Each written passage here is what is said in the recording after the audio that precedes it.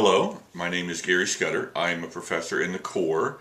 I am ably assisted today by Kristen Devati. This is the closest I can actually get her to filming one. Is to actually be on the other side of the camera. You can hear her giggling. So what am I going to talk about today? I'm going to talk about, I guess in some ways, a strange subject. I'm going to talk about the Bhagavad Gita.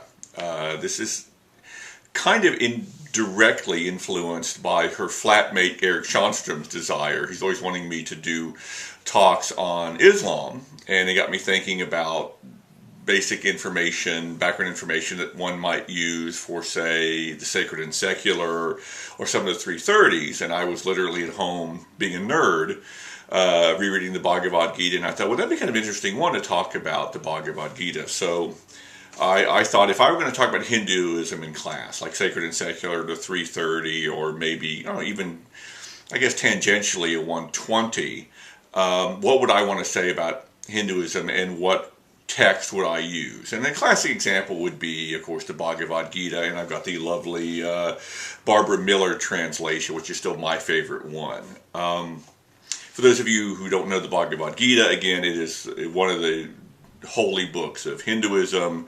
It's a tiny little sliver of a book. It is a very tiny sliver of the epically huge Indian epic, the Mahabharata. As big as the Ramayana is, the Mahabharata is much, much bigger. And this is actually a little tiny story that's inside of the Mahabharata, which both exists happily inside of the Mahabharata, but is also carved off its own separate reality as just the Bhagavad Gita. The story is this epic story of this battle between 5 brothers and their 100 cousins, and it stretches over thousands and thousands of pages. And what the Bhagavad Gita is this moment on the eve of the big apocalyptic battle, where the greatest warrior of the 5 brothers, Arjuna, looks across the field and decides he cannot fight his cousins. And he pulls his chariot aside and says, I can't do it. And then his charioteer, who turns out to be Krishna, who's always popping in human form in one way or another, says, but you have to.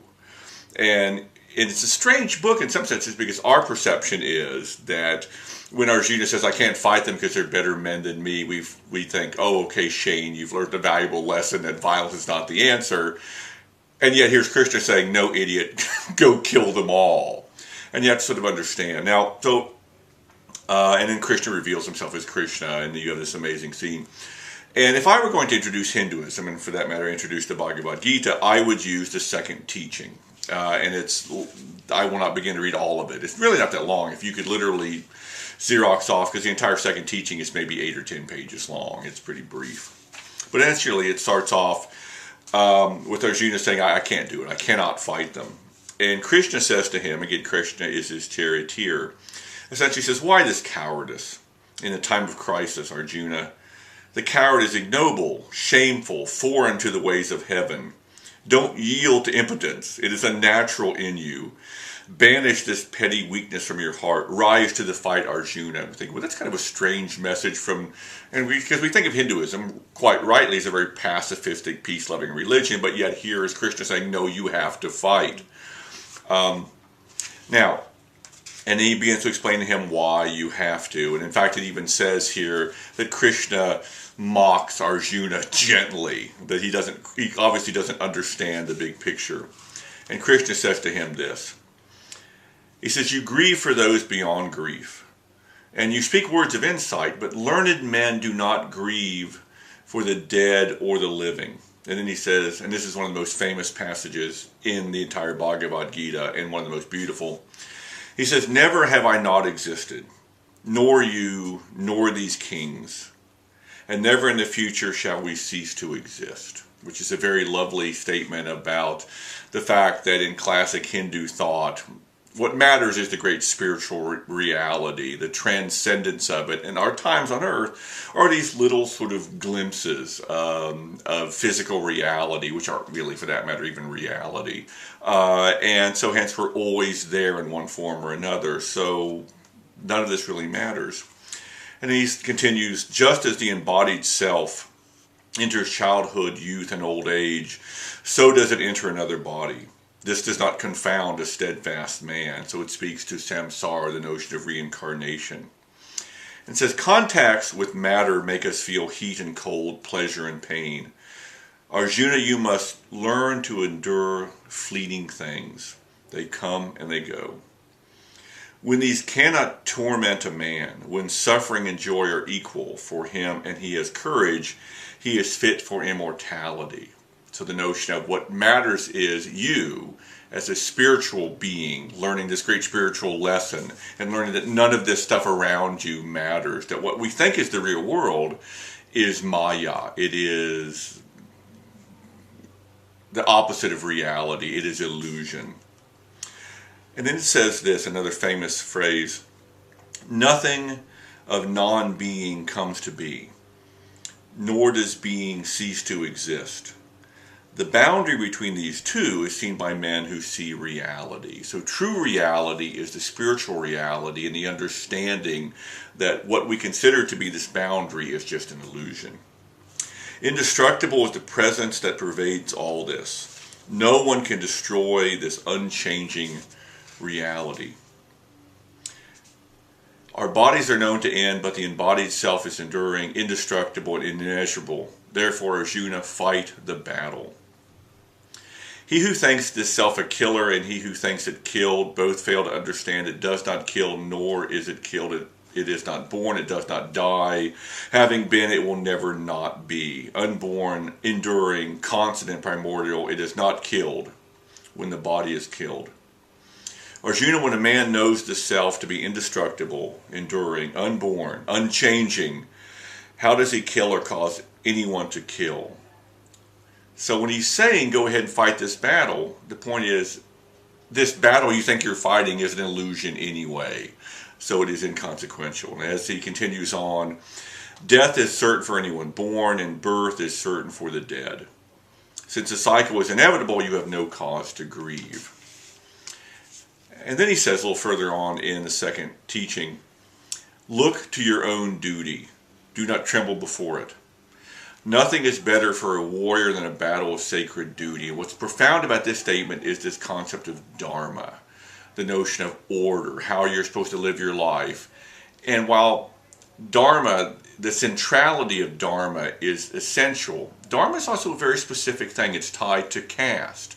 And for most castes, the vast majority of the caste system, fighting a battle would not be what you're supposed to do. But for a warrior, and as long as the battle is a sacred battle, this is what you have to do.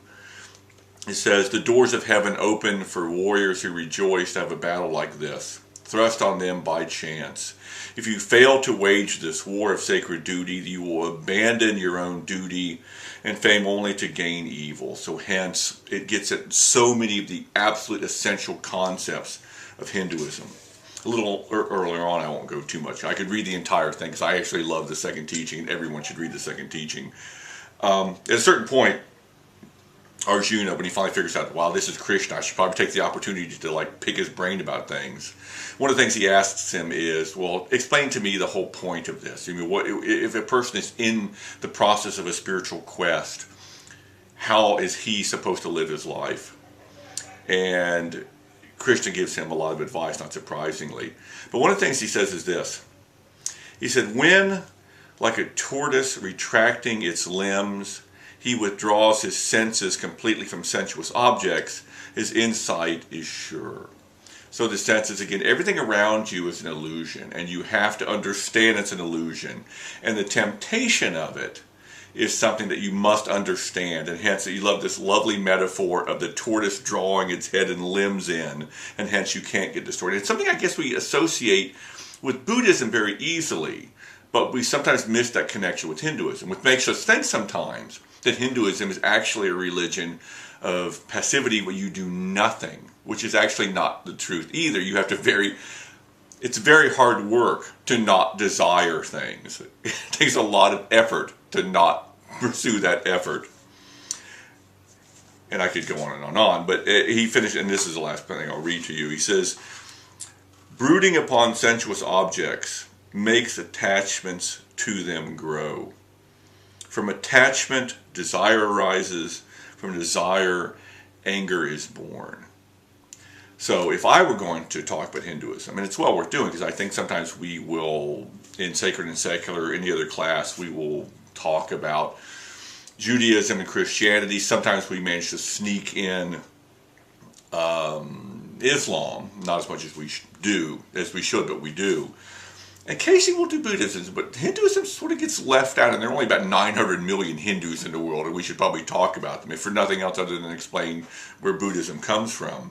But if I were going to talk about Hinduism, again, I think the Bhagavad Gita is a very good source. I've actually used the entire Bhagavad Gita in class many times.